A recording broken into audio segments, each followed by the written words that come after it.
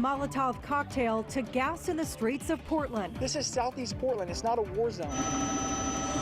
This remains a riot. All persons must immediately leave the area. The city crosses 100 nights of protests, while others mourn the dead. We're supposed to have differences, but we're supposed to resolve them without violence. Tonight, we ask the question, where do we go from here? This is KATU News at 11 on your side. And we begin tonight with a live look in Northeast Portland, where protesters are gathered once again for another night of protests. It's been more than a week since a man was shot and killed at a protest in downtown Portland, but the violence hasn't let up. Thanks for joining us tonight. I'm Catherine Kissel. Police reported people were carrying knives and body armor last night, and for the first time in weeks, police deployed tear gas. KATU's Allison Mechanic spoke to experts about the increase in violence and what that means for us going forward. She's live in North Portland tonight, where demonstrators are outside the precinct. And Allison, what are you seeing?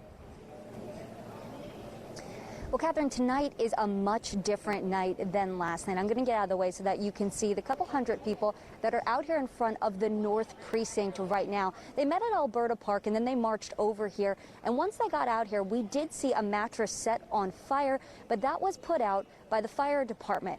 We heard police get on the speaker asking people to move out of the way, and protesters did. Then they came back in and police thanked them for cooperating and asked them to not set any more fires, and that's been the case. We haven't seen any more of that. Right now there are speakers talking to the crowd, telling everyone how important it is to focus on their message and to make sure that they're talking about the importance of Black Lives Matter. We have not heard from police, but we did talk to some experts earlier today. They tell us that they wouldn't be surprised, though, if we saw more nights like last night. From tear gas to Molotov cocktails and more than 50 arrests, the protests in Portland are becoming even more tense. But experts say scenes like this won't be going away anytime soon. And we're at a point, most likely the tipping point is greater violence. Ron Louie is a former police chief and criminal justice professor at Portland State University. He's not surprised that there has been an uptick in violence at protests, saying after 100 days, it's inevitable. The factor that kicks in is the frustration factor, and we have to do something different than what we've done in the past. That's something different, more weapons like daggers, knives, and body armor, and more violence. It appears if there's no great change, it will get worse before it gets better. That's frightening because I asked sociologist Randy Blazik what that would mean for those demonstrating. He says more violence would change the message, tone, and history of the protests. And there's going to be a real struggle, I think, for the mainstream message to reel back in what this is all about, because there is a segment that really fears that we're going into something much more violent. His suggestion to prevent more violence isn't directed at police or those demonstrating. It's pointed at elected officials. And until we have some serious resolution around this issue, I think it's going to continue and be that tense and be frightening for a lot of people.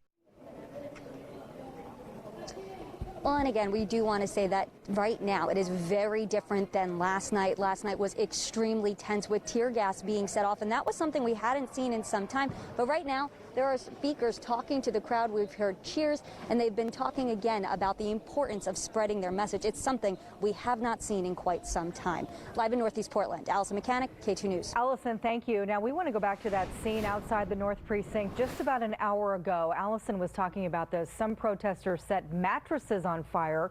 Our crew did see some people dragging around more mattresses around the precinct, but fire crews arrived shortly after, and they put out that fire.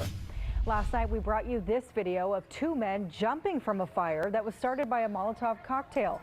Now we're learning this wasn't the only one thrown during the riot. One person caught fire and was taken to the hospital. Police say that several incendiary devices and acid bombs were thrown. They also say they recovered an unexploded mortar firework. Investigators tried to collect all the debris, but they warned people nearby to contact police if they find anything they may have missed. Police also say people were throwing things at them like lit fireworks. They say an officer was hit and the firework burned through his glove, injuring his hand.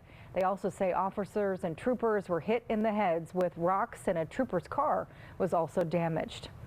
It was a busy night for officers as they arrested 59 people. Their charges range from disorderly conduct, assault, unlawful use of a weapon, and rioting. And the Multnomah County Republican Party is calling on the governor and attorney general to prosecute rioters. DA Michael Schmidt said last month that he would not prosecute low-level arrests stemming from the protests and will instead focus on arrests pertaining to violence, vandalism, theft, and threat of force. The Multnomah County Republican Party released this statement saying the MCRP again calls upon Governor Brown and Attorney General Rosenblum to use their statutory authority to remove Portland's riot-supporting district attorney from all riot-related prosecutions and prosecute the violators directly, focusing on prosecuting the organizers to the fullest extent of the law. My wife was shouting out here from the second floor saying, "Our babies live here, don't gas the neighborhood." Neighbors in Southeast Portland are outraged tonight following the use of tear gas outside Ventura Park Saturday night. KATU's Megan Allison shows us what led up to the riot and why homeowners are now saying they're worried about their safety. Allow the march to go to the precinct where it belongs. Stop gassing your residents. Portland police say they declared a riot in this neighborhood just after 9 on Saturday in response to people throwing firebombs at officers. Police tell us protesters were moving away from Ventura Park towards the East Precinct. Officers say the group also lit fires in the street and threw other items as well, like rocks and fireworks. But multiple neighbors say their biggest concern was the tear gas in response. We sat out here until we couldn't anymore because of tear gas. So at that point, we went to go close all of our windows because my kids are sleeping inside. We just had this kid and she's afraid to breastfeed the child. I mean, it's just completely inappropriate. I mean, this is Southeast Portland. It's not a war zone. Police arrested close to 60 people. Many other homeowners nearby said the demonstration itself made them feel unsafe. However, they were not willing to go on camera. In Southeast Portland, Megan Allison, KATU News. We asked Portland police about their use of tear gas last night, and they told us they'd prefer not to use it, but it was an extremely dangerous circumstance. They said, quote, "We support peaceful protests and the exercise of free speech rights, but use of arson and explosives is not free speech. Those are serious, dangerous crimes that put community members, neighborhood homes, and police officers at serious life safety risk." We also asked Mayor Ted Wheeler about last night's riot. He says, quote, "We need to end this long, hard summer." He went on to say that the community must say enough is enough and hold those who engage in criminal acts accountable. We cannot truly move on together and make the positive changes we want to see until the violence is stopped. We also reached out to the governor's office and all the city commissioners, and we are still waiting to hear back tonight. We are issuing a storm tracker weather alert tonight. Extreme winds are expected to pick up over the next few hours, making for some dangerous fire conditions. KATU's Joe English is in the Weather Center with the latest. Joe? Yeah, 24 hours from now, the wind really could be howling. It will gradually pick up through tomorrow afternoon and evening, but it could do some damage. Let's talk about that. We're expecting gusts, I think, at least 30 to 40 miles an hour. That can do things like knock over garbage cans, toss around lawn furniture. But when you get up around 40, 50, 60 miles an hour, maybe even stronger, and we could see that as well. Tree branches coming down into power lines sparking fires. That's really a concern. That's why there is a red flag warning for high fire danger for most of Oregon and Washington, all the way to the northern border up into the Puget Sound and Olympic Mountain region. And that wind warning in effect from 5 o'clock tomorrow through Tuesday afternoon for the Cascades, the foothills, the metro area, all the way to the Coast Range. Higher elevations is where we will see those stronger wind gusts, potentially 70 miles an hour or better. Here we are right here at 8 o'clock tomorrow evening, overnight into Tuesday morning. That's the strongest wind. Now, east of the Cascades, not as bad, but there's going to be some dust blowing around. Wildfire smoke is still out there. It's going to be moving to some different places it has not been. Then we have some record heat to talk about coming up this week. We'll go into all of that in your complete forecast. All right, Joe, we'll see you in a bit. And because of this potential fire danger, Portland General Electric says that they're planning for the possibility that power may need to be shut off. But it's only for high risk, and this is the area near Mount Hood along Highway 26. PGE says no final decision has been made to shut off the power, but customers in the affected area have been notified. And during these extreme weather conditions, we're monitoring several wildfires burning now. The Lion's Head fire near Mount Jefferson, the White River fire in Wasco County, and the Beachy Creek fire located within the Willamette National Forest. Let's start with the Lion's Head fire. Look at this map. Everything you see here in red is closed, and that includes roads and trails. Right now, the fire is burning about 15,000 acres, and it's about 30% contained. Meanwhile, the White River fire in Wasco County has burned more than 17,000 acres, and it's about 50% contained. Fire officials say progress is being made, but they are worried about the windy conditions. This fire has been burning since August. And the Beachy Creek fire within the Willamette National Forest is burning about 400 acres right now. Fire officials say it's currently confined to the Opal Creek wilderness, and it's burning in a remote area. We're certainly seeing more people on state forest land than we typically do.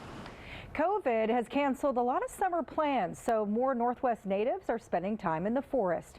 We did a little digging and we looked at reports from the Northwest Interagency Coordination Center, which coordinates response for wildfires in Washington and Oregon. We found that so far this year, there have been more than 2,300 human-caused fires in protected forests. That's more than all of last year combined, and the season isn't over yet. What we're hearing from our staff is seeing more inexperienced people out in the woods too. The conditions are in place for a small fire to spread quickly, and it's up to us and being careful and following regulations and just exercising good common sense as to whether that spark is there. To help prevent wildfires, don't drive on dry grass or brush. Make sure to dispose of your cigarettes properly, and don't leave a campfire unattended, and use water to thoroughly put it out. Happening now, the Clackamas County Sheriff's Office is investigating a deadly crash. This is a look at the scene. Southwest Stafford Road is closed between Mountain and Newland Road, and it will be for several hours tonight. We'll bring you more information as it becomes available.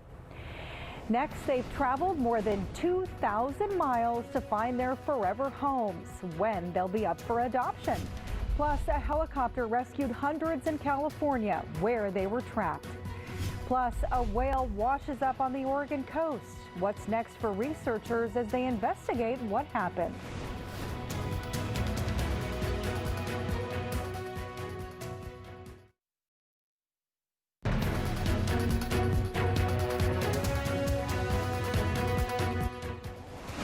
The warning went out days before this Labor Day weekend. Health officials had asked people to celebrate responsibly to avoid a super spreading event, but we are already finding that some are not listening. We want to show you video from Ocean Beach, California of an impromptu party. Reports say this was a celebration of Burning Man, which was canceled this year, but it was not organized by festival officials. This comes as the coronavirus deaths in the U.S. reach more than 188,000. That's according to Johns Hopkins University. Nationwide, more than 6.2 million people have tested positive. Meanwhile, the health authorities reporting cases in Oregon have surpassed 28,000. There were 190 new cases today and 1 new death.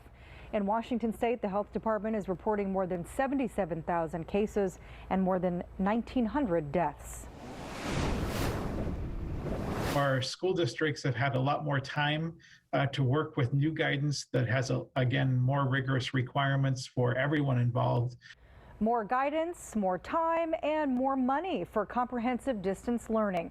We're continuing to track how CARES Act funding is being used by local school districts.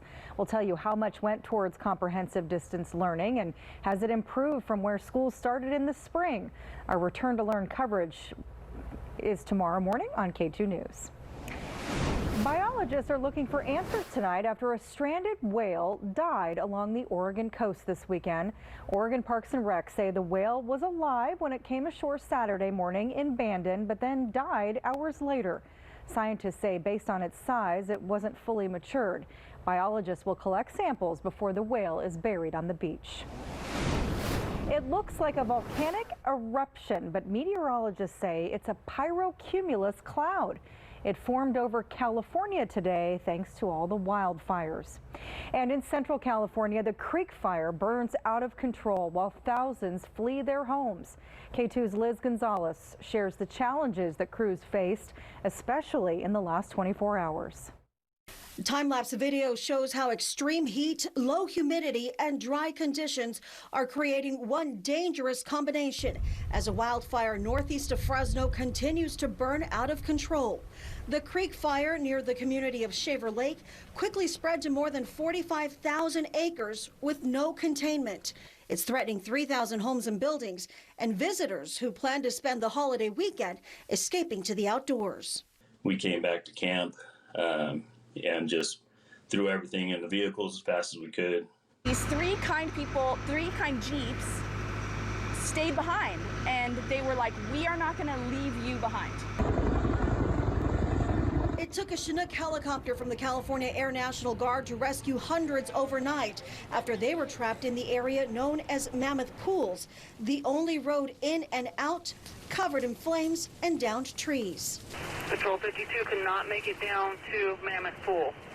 They're going to have to go to the water. That is their safest bet. Even more officers were out Sunday asking people to get ready to leave as crews in the mountains deal with nearly triple-digit heat and steep terrain, hoping to gain ground on the fire.